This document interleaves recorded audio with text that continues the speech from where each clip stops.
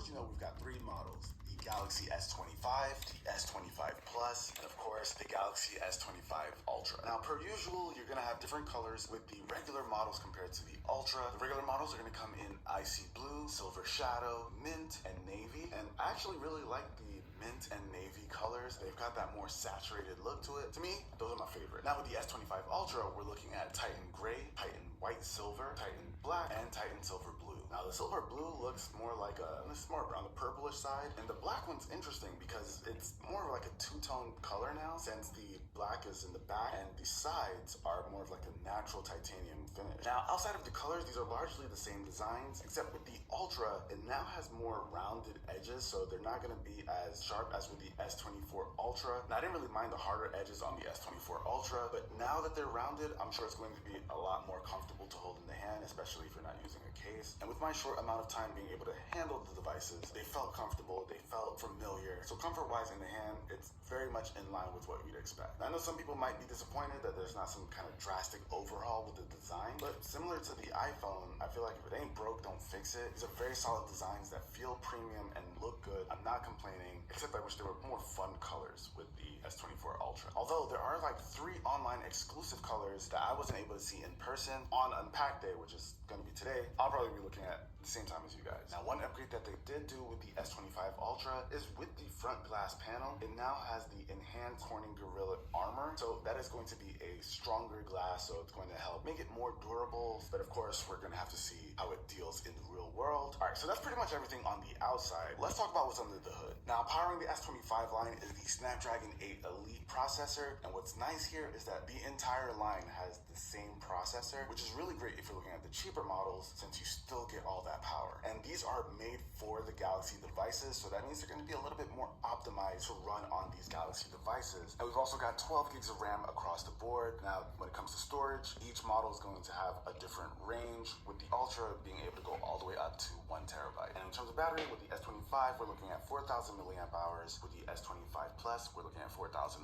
milliamp hours. And with the S25 Ultra, 5,000 milliamp hours. Now, in terms of the cameras, we're not looking at too many changes here, except on the Ultra, it now has a 50 megapixel ultra wide angle lens, which is great. It went from 12 to 50. We're gonna see how that does for, low light performance. That's always my big thing. But what's nice here is with that 50 megapixels, if you want to get those really close macro shots, these are gonna be higher res images, which is obviously gonna have when you want to zoom in on your macro shot and still see a lot of detail. But we're gonna talk about camera features a little bit later, but hardware wise, that's the biggest change. So I think you kind of see a theme here, right? Not a lot has changed in terms of the overall hardware, but where we're going to see a lot of change is actually with software. So Samsung is introducing the latest version of their UI, which is called One UI 7. And this is the biggest software upgrade that we've seen Samsung make in years. And there are a lot of nice changes here and a lot of AI. Visually, one of the biggest changes you're going to see is that drop-down menu, where you have access to all of your settings, notifications. It looks a lot cleaner. Also, kind of looks like Control Center.